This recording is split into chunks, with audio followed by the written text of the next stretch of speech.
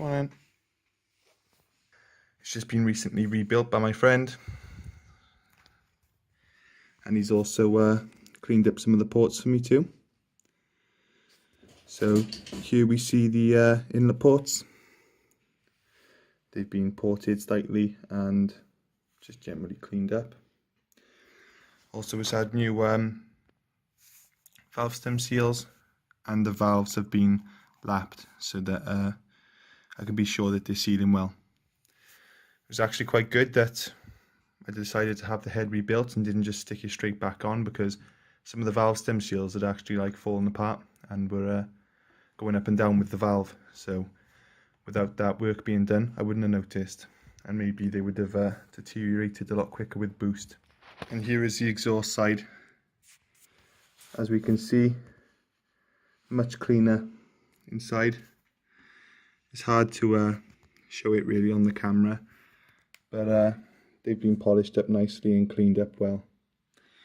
So really the main purpose of this was just to have a nice fresh head, so it wouldn't be causing me any issues in the future. But as a benefit, the ports had been ported and cleaned up, and also the surface underneath was cleaned and prepared, ready for installation. We can see here that the combustion chambers have had a little bit of smoothing out as well, so this should help with any high points, causing like a point for the knock to start. And also the valves have been cleaned up and lapped, so generally just a fresh head to put on the car. So this evening I'm going to basically replace the seals on my inlet manifold and fit the inlet manifold and fit my upgraded injectors and the fuel rail, because when it's in the car it's going to be almost impossible to access those parts, and I want to fit the cylinder head either tomorrow or the day after. Oh yeah, one more thing, I've put my Baker BM mount into the bracket. I didn't realise you're actually supposed to press them in, which is obvious really looking back, but what I did was I cut the bracket so I could tap it in with a hammer, and I welded up here, and I just spot welded a couple of little spots, and I give it a paint. So I'm using Renault Megane 225 injectors. It's a brand new, genuine Renault part. They use a fitment called Mini Pico, which I believe all Mini Pico injectors are the same. That's like a standard used between certain manufacturers. So I'm not sure what the standard injectors are. I think there's something like 200cc, but the Megane 225 injectors, they're 390cc, so they should be more than enough power to hit at least, well, I don't know, around about the 300 horsepower region at standard fuel pressure. So I doubt the car will make anywhere near that, but at least it's nice to know that I've got the injectors to go that high. So that's what I'm going to be installing now.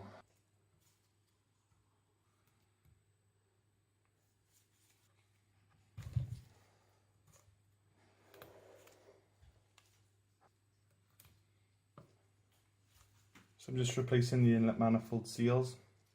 These are the original ones. They're like rubber elastic bands, pretty much. And they just fit into a little recess on the inlet manifold. I'm replacing them because I probably wouldn't normally, but because it's a turbo build and there's going to be pressure, I thought it's going to do no harm to replace them. So they come in one pack basically, and you've got to buy 4. They're actually quite expensive for what they are. I think they were like £6 each. So if you think that's like 34 quid spent on just rubber bands basically, 4. But better safe than sorry, and at least I'll have peace of mind when it's done. So now it's time to fit them. I used to think about using WD-40 to slide all these seals in, and the same with the injectors, but after a bit of research I found that WD-40 can actually break down the rubber, something to do with the way it's the chemicals, but dish soap. That's a good alternative, just to slide the seals in without breaking them.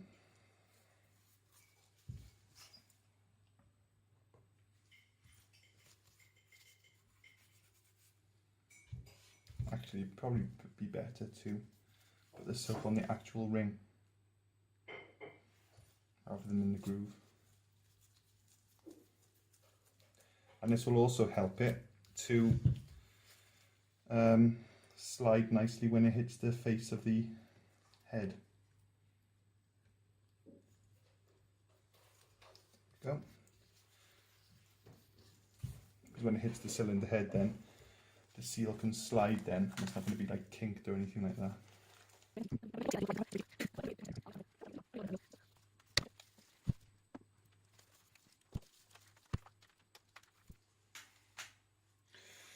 Four new intake seals.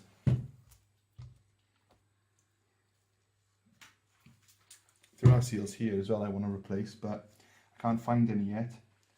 But these are easily accessible from the engine bay, so it's not a big issue. I can do that when the cylinder head's been installed.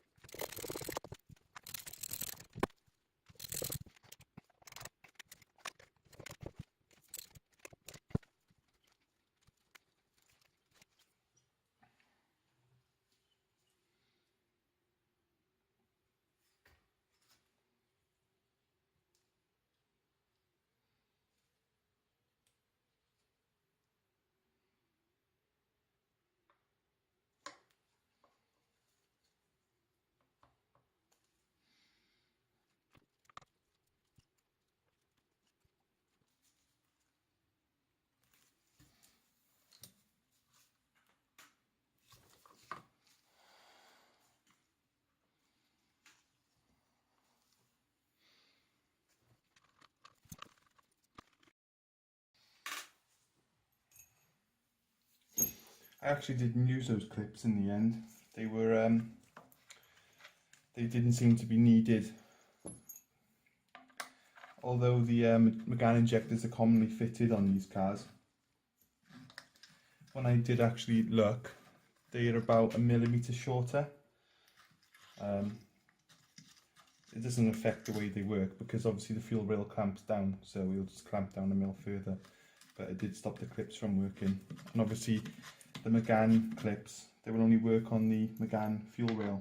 But yeah, but I've had cars in the past that don't use the clips. For example, I had a Subaru Impreza, and they don't come with clips that stop the injectors from rotating. They're exactly the same as this.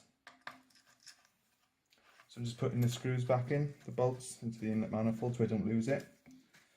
And I can look forward to installing this head now. Either tomorrow, if I get time, I'm going to start replacing the wishbones, putting the drive shafts back in, and once I get like the car so it can actually sit on all four wheels, then I'm going to start putting the cylinder head back on and the timing belt and the camshafts.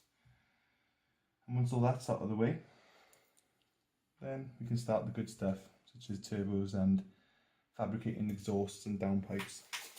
So that's just a little video showing my progress this evening and some little tips on how to get the O-rings to work properly.